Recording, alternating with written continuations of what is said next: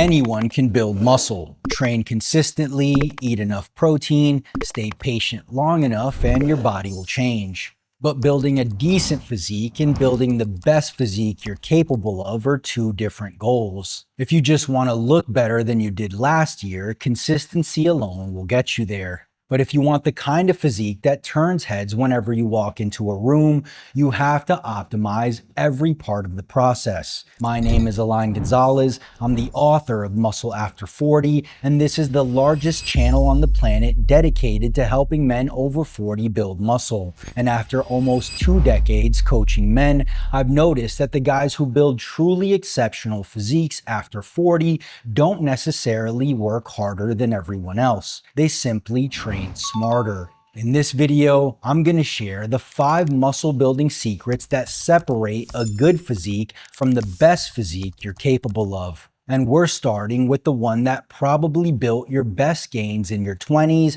but after 40 may be the very thing holding you back. Number 1, more is not better. Muscle growth isn't driven by volume alone. It's driven by effective volume. Hard sets perform close enough to failure to expose the greatest number of muscle fibers to high levels of mechanical tension. Because each set produces a larger growth stimulus, you need fewer total sets to maximize muscle growth. In fact, a 2025 study found that trained lifters performing just one hard set per exercise twice per week built significant muscle over 8 weeks when they trained to or close to failure. And yes, adding more sets can produce additional growth, but the returns diminish quickly. Research shows that the first few hard sets provide the majority of the hypertrophy stimulus. But to double the muscle growth from the first 3 sets, you'd need approximately 18 total sets. That's 6 times the work for only twice the results.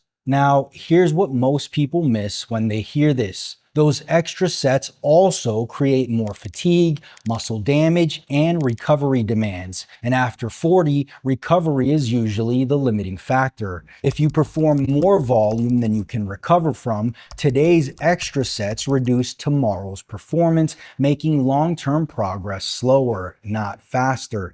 Instead of starting with the maximum volume you can tolerate, start with the minimum volume that produces results. Say 6 to 8 hard sets per muscle per week, taken to failure or close to it. Once you're recovering well and your progress begins to slow, gradually add volume as needed. In reality, if you're training with enough effort, there's rarely a reason to exceed 10 to 12 sets per muscle group per week, with 15 sets being a practical upper limit for most lifters. Number 2, rep standardization. Most lifters think they're progressing because the number on the bar goes up. But here's the problem. It's only true progression if the conditions behind it stay the same. Imagine you benched 225 pounds for 8 reps last week, stopping with about 2 reps left in the tank. This week, you load 230 pounds and get 8 reps again. But this time, every rep is slower, your hips lift off the bench, your elbows flare, and the last rep is an all-out grinder. On paper, you got stronger. In reality, you didn't necessarily make your chest produce more force. You simply force the weight up by changing your technique and allowing other muscles to contribute more than they did before. That's not true progression. That's forced progression. So sure, you lifted more weight, technically, but it didn't result in more muscle growth. Not only that, but when you force weights your muscles can't truly handle, you're placing more stress on the joints and connective tissues. That's why you keep seeing progress in the logbook, but over time you're not looking any better and you're feeling worse. The solution is to standardize your reps. Every rep should be performed under the same conditions, the same range of motion, the same technique, the same tempo, and approximately the same proximity to failure. Only then can you fairly compare one workout to the next. Once your reps are standardized, use the double progression model. This is where you pick a rep range, say 6 to 8, and keep the weight the same until you can perform every set for the top end of the range while maintaining the same technique, same tempo, the same range of motion, and the same proximity to failure. Only then do you increase the weight and start back at 6 reps. But double progression only works if you add reps or add weight. If you're training in a full gym, that's rarely a problem. If you're training from home with limited equipment,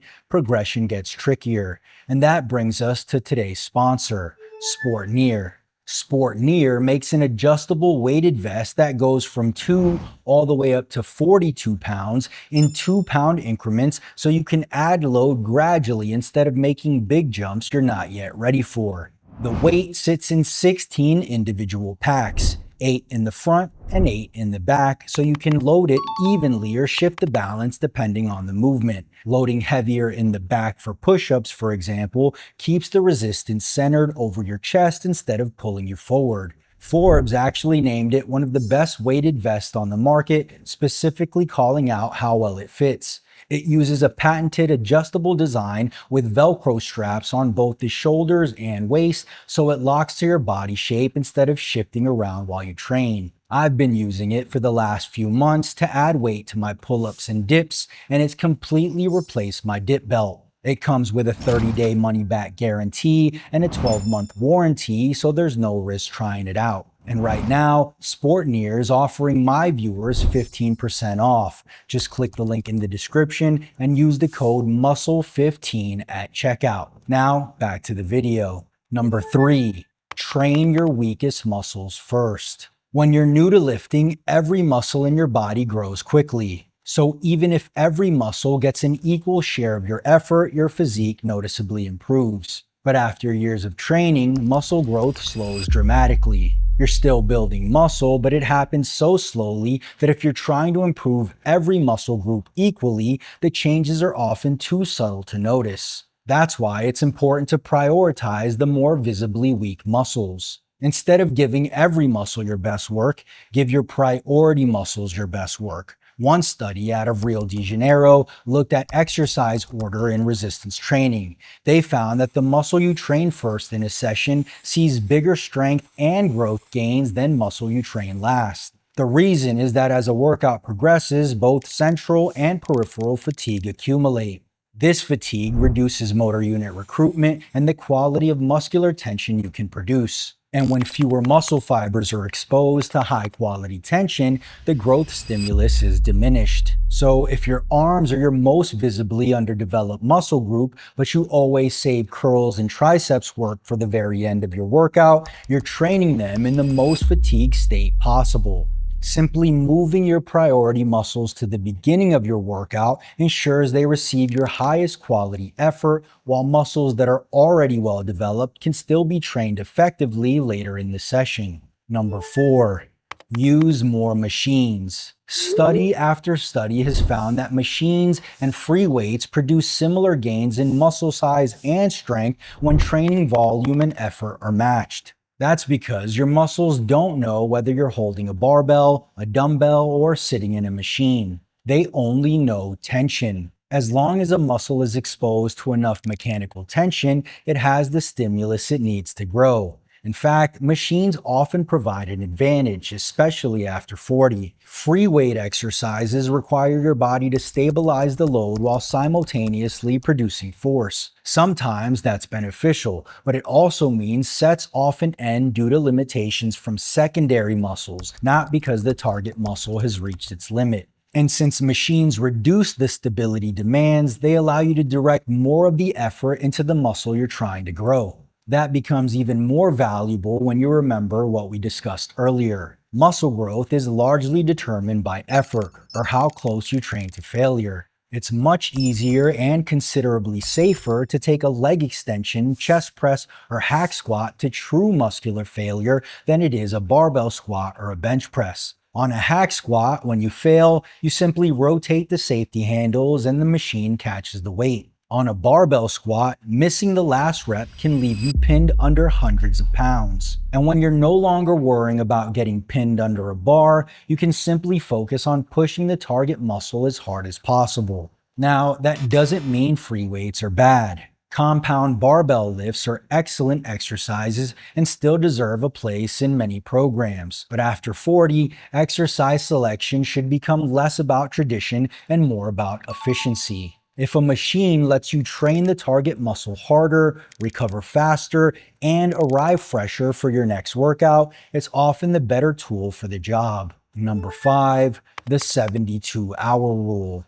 Most people judge recovery by how sore they are. If the soreness is gone, they assume they're ready to train again. The problem is that the muscle isn't the only tissue recovering. Your tendons, ligaments, and other connective tissues have to recover too, but they do so much more slowly because they receive far less blood flow than muscle. That's why it's entirely possible for your chest to feel ready to bench again while your shoulders and elbows are still recovering. Repeat that often enough and the recovery process may never catch up. Not because you're training harder than you should, but because you're training again before the tissues taking the greatest stress are ready to go. This is where the 72-hour rule comes in. Think of it as a guideline rather than an actual rule. Whenever possible, allow roughly 72 hours before heavily loading the same joints and connective tissues again, particularly after demanding compound movements like heavy presses, squats, or deadlifts. That doesn't mean you can't train during those 3 days. You can still train different muscle groups, different movement patterns, or even the same muscles with exercises that place less stress on the connective tissue. A machine chest press, for example, is generally less demanding on the shoulders and stabilizers than another heavy barbell bench session. The goal isn't to baby your joints and connective tissues, but you do want to avoid repeatedly piling on stress before they've finished adapting. And remember, this isn't about taking it easy or about being weak or brittle. It's about walking into every workout fully recovered, able to train harder, produce a stronger growth stimulus, and get more out of every set.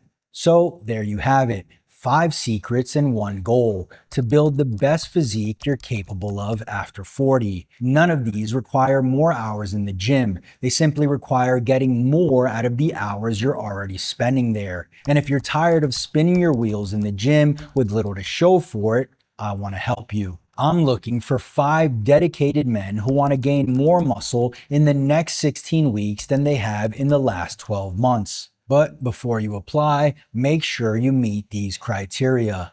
First, you must be at least 35 years old, no exceptions.